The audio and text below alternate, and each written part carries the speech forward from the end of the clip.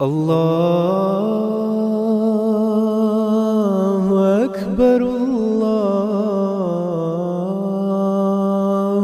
Akbar, La ilaha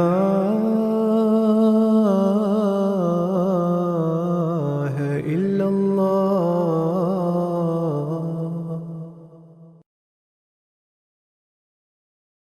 Chers téléspectateurs, Assalamu alaikum wa rahmatullahi wa barakatuh. Nous voici de nouveau réunis dans l'épisode de la jurisprudence islamique. Nous accueillons Mourabi Shamim et Mourabi Nour Saeb. Assalamu alaikum wa rahmatullahi wa barakatuh. Nous débutons cet épisode avec la première question qui concerne la Salatul Jumma. Normalement, nous savons que la Salatul Jumma est liée à l'heure de Zuhr. La personne demande que est-il possible d'observer la Salatul Jumma à l'heure de Salatul Asr? En effet, la Salatul Jumma a été prescrite dans la place de Salatul Zuhr. Le jour de Jumma, normalement, on n'offre pas la Salat de Zuhr, mais dans la place de Salatul Zuhr, on offre la Salatul Jumma. Et l'heure qui a été prescrite pour la Salat de Zuhr, c'est le même heure qui a été prescrite pour la Salatul Jumma. Et dans les hadiths, concernant la pratique du saint prophète sallallahu alayhi wa sallam, il y a un hadith qui a été rapporté par Hazrat Anas radiyallahu ta'ala anhu, un hadith de Bukhari, là où il déclare que inna nabiyya sallallahu alayhi wa sallam kana yusalli al-jum'ata hina tamilu ash-shams, que le saint prophète sallallahu alayhi wa sallam avait l'habitude d'offrir la salatul jumma quand le soleil commençait à se décliner du zénith. Donc, dans ce hadith, on voit que l'habitude du prophète sallallahu alayhi wa sallam était d'offrir la salatul jumma dès que l'heure pour la salat de Zuhr commençait, c'est-à-dire dès que le soleil quittait le zénith. Et on ne trouve pas dans les autres hadiths que le prophète sallallahu alayhi wa sallam a déjà offert le Jum'a à la fin de l'heure prescrite pour la salat de Zuhr. Comme on le sait déjà, il y a une période qui a été prescrite pendant laquelle on peut offrir la salatul Zuhr. Et le prophète sallallahu alayhi wa sallam avait l'habitude d'offrir la salatul Jum'a au début de cette période. Et il n'y a pas de hadith qui nous démontre que le saint prophète sallallahu alayhi wa sallam a offert la salatul Jumma à la fin de cette période qui est près avec l'heure de la salat de Asr, comme la question a été posée. Mais les fuqaha, les juristes, ont déduit que si c'est cas l'heure de Jumma est similaire à l'heure de Zuhr, c'est possible, c'est permis pour quelqu'un d'offrir la salat de Jumma à la fin de cette période, de l'heure qui a été prescrite pour Zuhr. Mais ceci n'est pas à la pratique générale du saint prophète sallallahu alayhi wa sallam. La pratique du saint prophète sallallahu alayhi wa sallam était d'offrir la salatul jumma au début de la période prescrite pour Zuhr, c'est-à-dire juste après le déclin du soleil du zénith. Pour résumer, donc c'est possible, oui, mais c'est pas la pratique du saint prophète sallallahu alayhi wa sallam. Et c'est possible si seulement il y a une contrainte. Il doit y avoir une raison qui nous pousse à faire cela, mais d'ordinairement, d'une ordre générale, on doit suivre la pratique du saint prophète. Comme on avait déjà expliqué concernant la salat de Jumma, que la salat de Jumma est la salat qui est fixée une fois dans la semaine et qui est très connue pour tous les musulmans, tous les croyants. On sait déjà que la salat de Jumma doit être offerte à l'heure de Zuhr. Donc, c'est encouragé que tout le monde, d'ailleurs dans le Saint-Coran, il est mentionné qu'au moment de la salat de Jumma, il faut tout laisser pour aller vers la mosquée, vers la congrégation pour offrir la salat de Jumma.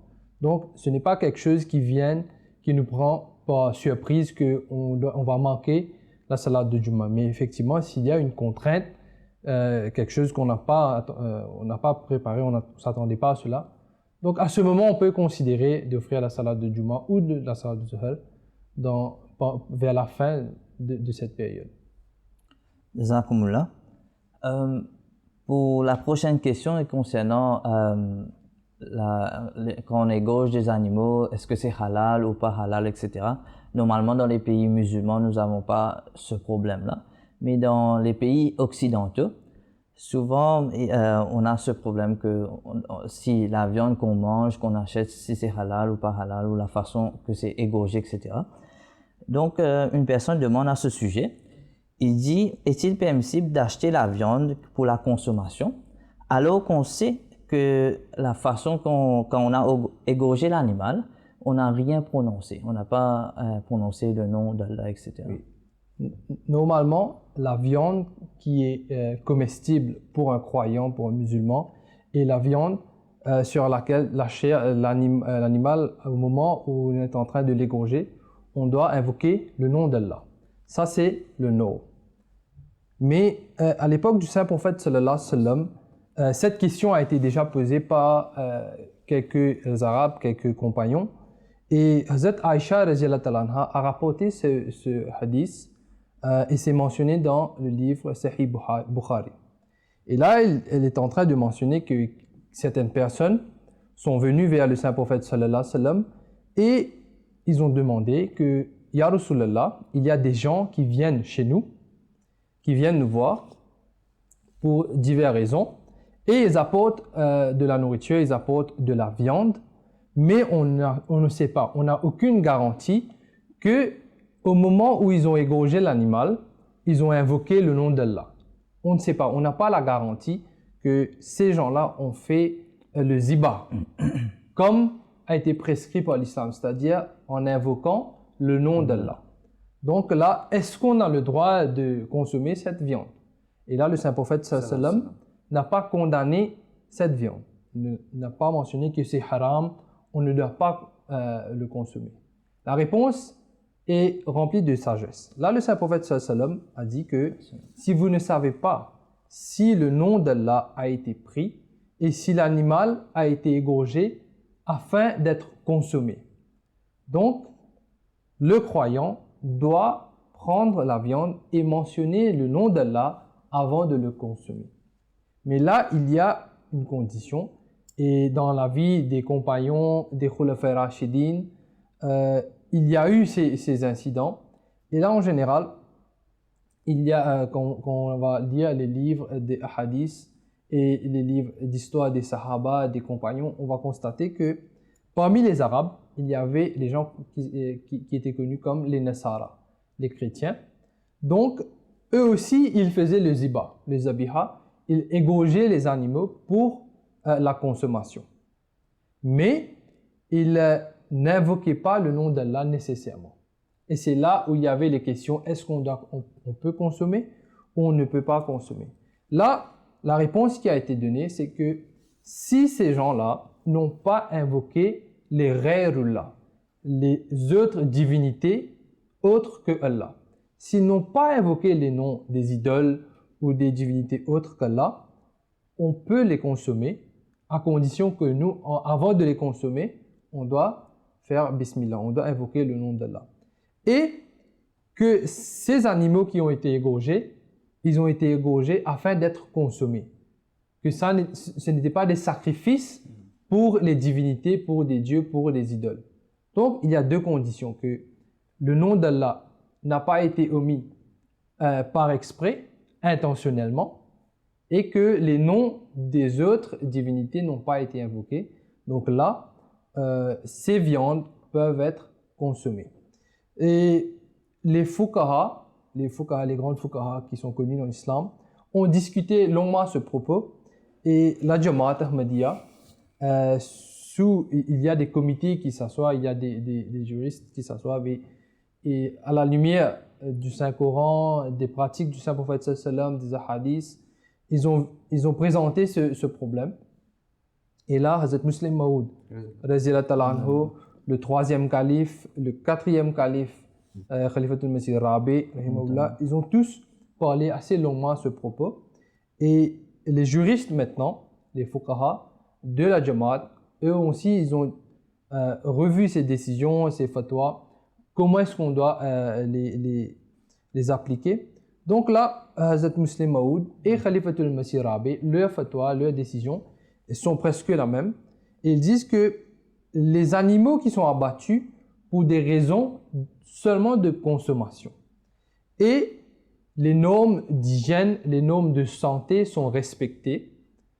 Et les noms des autres, à part qu'Allah, Divinité. n'ont pas été invoqués et que le nom d'Allah n'a pas été omis intentionnellement. Donc il y a 4 conditions. La chair peut être consommée à condition que le nom d'Allah soit invoqué avant d'être consommé. Donc le conseil de jurisprudence de la Jamaat, le comité de fiqh, ils ont ajouté cette information à propos de la consommation de la viande. Ils disent que cela est applicable généralement pour les gens qui vivent dans des pays là où la viande halal n'est pas disponible. Normalement, la viande est extrêmement chère, la viande halal va être extrêmement chère, ou ce n'est pas disponible, ou ils doivent voyager très loin de leur maison pour pouvoir avoir cette viande. Donc, dans ces cas qui sont vraiment difficiles, ils n'ont pas de choix. Donc, à ce moment, ces conditions qu'on vient de mentionner, basées sur ce hadith qui a été mentionné par Hazrat Aïcha, vont être applicables. Jazakumullah Noor Sahib. Nous changeons de sujet, nous revenons au sujet de la salade. Normalement, nous devons réciter une portion du Saint-Coran, une surah ou quelques versets, etc. après la suratul Fatiha, pendant la salade.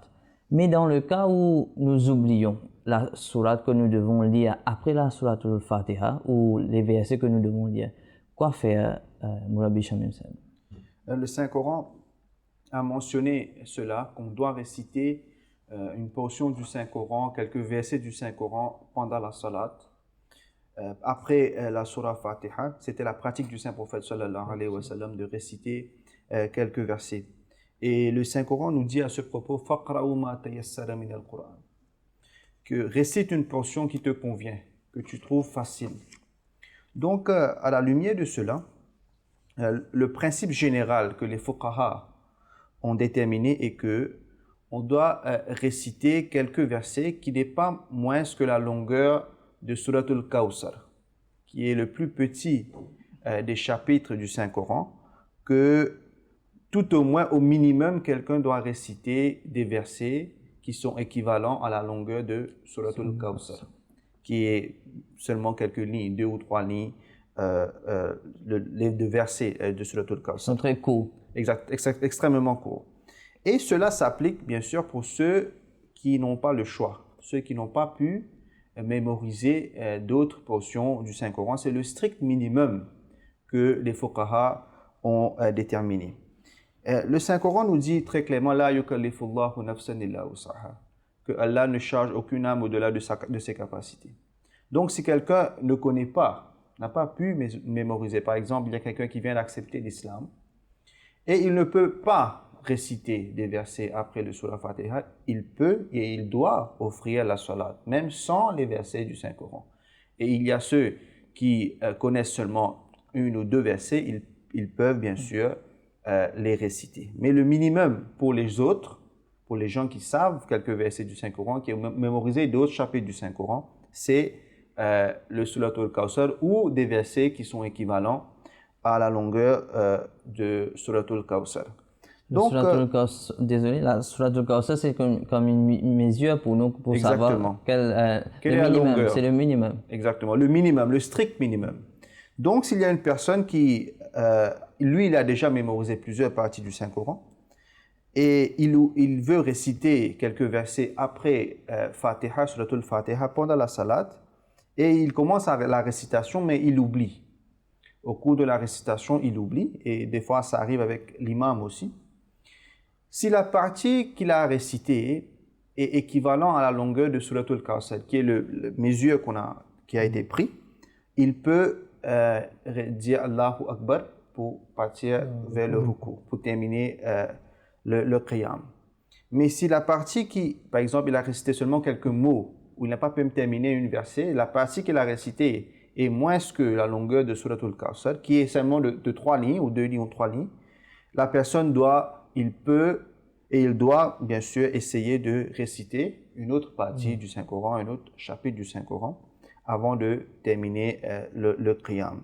Et ceci est bien sûr, comme je viens de mentionner, pour ceux qui ont pu mémoriser d'autres parties du Saint-Coran, qui peuvent les réciter, comme le Saint-Coran nous dit « Faqra'u ma tayassara » ce que tu trouves convenable, ce que tu trouves facile.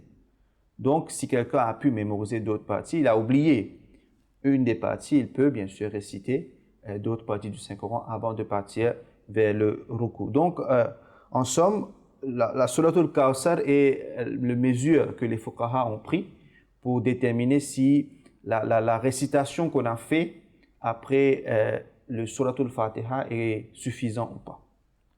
Jazakumullah, Shamim Sahib. Donc, pour résumer, c'est le minimum, comme vous l'avez mentionné, c'est la Suratul Kawthar. Donc, si une personne qui a mémorisé plusieurs parties du Saint-Coran, donc s'il a récité moins que la Suratul Kawthar, donc il peut lire d'autres versets avant. Ici, on ne parle pas du nombre des versets. C'est bien de mentionner que la Suratul Kawthar contient 3 ou 4 versets. Si on compte Bismillahirrahmanirrahim. Oui, ça fait 4. Ça fait 4 versets. Donc, ici, on ne parle pas du nombre des versets, parce qu'il y a des versets du Saint-Coran qui sont très longs. Ayatul Kursi, par exemple, qui est très long, qui est beaucoup plus long que le Suratul Kawthar en termes de mots. Donc, ici, on parle seulement en termes de la longueur de cette surah. Et aussi, avant de partir à une nouvelle question, il faut aussi mentionner, on voit des fois que quand l'imam est en train de diriger la prière, cela arrive des fois que l'imam oublie la portion qu'il est en train de réciter ou le chapitre du Saint-Coran qu'il est en train de réciter. Et à ce moment, il y a un brouhaha dans la congrégation, que tout le monde veut aider l'imam. Comme dans les hadiths, le Saint-Prophète sallallahu alayhi wa sallam nous a donné cette permission qu'on peut aider l'imam si l'imam a oublié une partie du Saint-Coran, mais on doit avant tout donner l'occasion à l'imam de se reprendre. Bien souvent, quand l'imam est donné le temps qu'il veut, il arrive à se reprendre et il continue la récitation comme avant. Et c'est quelque chose qu'on doit aussi éviter de faire, que tout le monde, dans la congrégation, il essaie de parler en même temps. Et finalement, ça peut créer plus de confusion pour dans la l'imam. salade, et même la concentration aussi n'est plus dans la salade.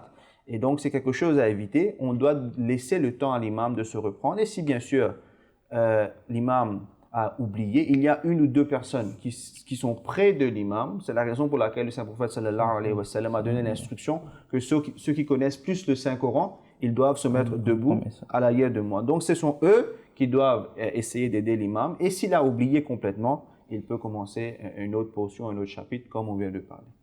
Jazakumullah. Encore une fois, nous changeons de sujet. Nous partons à propos du prêt. Une personne, dans un cas très spécifique, il dit qu'il travaille dans une ONG et ils ont l'habitude à faire des prêts à des gens pour les aider. Il dit qu'en faisant les prêts, ils ont un frais à payer. Pour le service qu'on fait les prêts, ils ont un frais à payer. Donc, est-ce que c'est permissible ou pas? Concernant l'emprunt, l'intérêt, etc., à l'époque du Messie premier, c'était quelque chose qui était très courant parmi les pays asiatiques, mais et aussi dans les pays occidentaux, dans les pays européens, etc. C'était quelque chose qui était vraiment très courant et dans différents aspects, à différents niveaux. Donc, dans le journal Al-Badr, à l'époque du Messie premier, daté le 27 mars 1903, là, le Messie premier a expliqué, a donné la définition et les détails concernant l'intérêt. C'est quoi l'intérêt? Là, le Messie premier, basé sur le Saint-Coran et les explications du Saint-Prophète, il a résumé l'intérêt. Donc, il dit que l'explication concernant l'intérêt est qu'une personne qui donne de l'argent ou quelque chose à quelqu'un d'autre pour son propre bénéfice et en tire des avantages. Donc, cette explication, partout où ça va être applicable, va être considérée comme de l'intérêt. Mais si la personne qui est en train de prendre de l'argent ou des biens, des choses en emprunt, et il ne fait aucune promesse de les retourner avec une augmentation. Et au moment où il est en train de retourner de l'argent ou peu importe ce qu'il a pris, il est en train de donner, en plus du nombre ou du montant qu'il a pris au commencement, et ce montant ne va pas être considéré comme intérêt parce qu'il n'y avait pas une promesse au commencement. Il n'a pas été mentionné au commencement que cette transaction doit être faite avec une hausse à la fin. Donc, là où cette explication va être applicable, ça va être considéré comme de l'intérêt. Donc, premièrement, celui qui donne de l'argent et il est en train de donner un prêt et il y a un frais de service. Si le frais de service est mentionné, et normalement dans les ONG, souvent des fois c'est mentionné que 10%, 15%, même 20%, des fois ils sont en train de mentionner qu'il y a le frais de service. Ils ne mentionnent pas le mot intérêt, mais sous différents guises, par exemple dans les ONG, ils sont en train de dire les frais de service, 20%, 16%, c'est une somme qui est énorme. C'est même exorbitant pour ceux qui ne peuvent pas retourner. Donc ça va être de l'intérêt. Peu importe le nom, si les conditions qui ont été mentionnées par le Messie premier salam sont présentes, ça va être de l'intérêt. Même concernant les prêts d'hypothèque ou des autres noms, c'est interdit de prendre et de donner de l'intérêt sous ces termes. Deuxièmement, il y a des gens qui ont de l'argent et ils pensent que ce n'est pas en sécurité dans leur maison. Donc, il veut garder ces sommes d'argent dans des institutions là où ils peuvent reprendre leur argent à différentes occasions. Normalement, les banques qui offrent ces types de services. Donc, ces gens-là, ils vont déposer leur argent dans les banques et en général, les banques vont donner des hausses sous le nom de l'intérêt ou des autres titres, des autres noms, comme des bénéfices ou des marges, etc. Donc, si les banques, dans le cas où les banques ou les institutions déclarent que votre argent va être utilisé à des fins de business, c'est-à-dire on va investir votre argent et il y a le risque de faire des pertes et il y a l'opportunité de faire des profits aussi.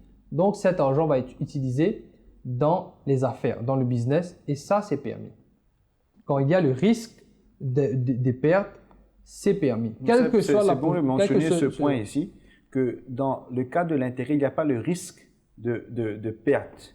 Le gens qui prête de l'argent, il est sûr qu'à la fin de la transaction, ça va augmenter. Mais ici, ce que nous mentionne est le business, que la banque va investir l'argent dans les commerces et il y a ce risque que, bien sûr, l'argent en question subisse des pertes. Effectivement, les banques et les institutions qui mentionnent, ils donnent la garantie que on ne va pas investir votre argent, on va seulement augmenter un montant, un pourcentage de votre capital. C'est connu comme de l'intérêt. Encore une fois, peu importe les noms, les titres ou la façon dont ils vont présenter cela. Et en dernier, celui qui prend de l'argent sans faire de promesses, mais en retournant, il va retourner plus qu'il a pris au commencement, ne va pas être considéré comme de l'intérêt. Dans les terminologies islamiques, c'est connu comme ihsan. Donc, retourner plus qu'on a pris. Et c'est ça qui était la pratique du Saint-Prophète sallallahu alayhi wa sallam. À plusieurs reprises, on voit dans les livres des hadiths qu'il a pris quelque chose avec des gens, mais en retournant, il avait fait la promesse de retourner ce montant. Il a fait la promesse de retourner ces montants, mais en retournant, il a toujours ajouté quelque chose en retour. Et c'est ça qu'on connaît comme ihsan, ce n'est pas de l'intérêt. Donc, le Messie premier salam a expliqué aussi cela que les instituts gouvernementaux ou non gouvernementaux qui prennent de l'argent du public en faisant ce promesse qu'on va retourner votre argent. Mais en retournant, ils ajoutent quelque chose comme profit, ça ne va pas être de l'intérêt. C'est la faveur de l'autorité, du gouvernement, les profits qu'ils ont fait en investissant notre argent, l'argent du public. Donc, le profit est partagé avec le public, ce n'est pas de l'intérêt. Dans ce cas-là, nous savons souvent, des fois, le taux n'est pas fixé. Le taux n'est pas fixé en avance, on va retourner l'argent avec 2% ou 3% de profit. Ce sera d'après le profit. Exactement, d'après le profit. Et c'est bon de mentionner ici que malheureusement, de nos jours, surtout dans les pays musulmans, les banques dans les pays musulmans commencent à trouver d'autres termes pour pouvoir éviter de dire qu'on prend de l'intérêt ou on donne de l'intérêt. Et ils viennent avec des termes comme des frais de service, etc., etc. Donc, c'est à nous de voir la définition que Hazrat Masih Maud a donnée. Et concernant l'hypothèque, je viens de mentionner l'hypothèque que c'est interdit. Hazrat Khalifatul Masih Rabi a longuement expliqué à propos de l'hypothèque que si quelqu'un n'a pas de toit, il n'a pas de domaine, il n'a pas de maison, il doit payer le loyer pour habiter dans une maison. Donc, s'il a la possibilité de prendre une maison sur hypothèque et le montant qu'il devrait payer comme loyer, il est en train de payer, de rembourser l'hypothèque, cela va être permis pour cette personne. Parce qu'à la fin de cette hypothèque, la maison va être pour lui. Et ceux qui sont en train de le faire régulièrement pour augmenter leur maison, leurs biens, cela est interdit en islam. Jazakumullah, voici une réponse très très détaillée. Et nous sommes arrivés à la fin de cette émission. Jazakumullah à nous, Saïb et Shamim Saïb. Chers téléspectateurs, Jazakumullah à vous aussi. Et on se donne rendez-vous pour la prochaine épisode, Inch'Allah. Assalamu alaikum wa rahmatullahi wa barakatuh.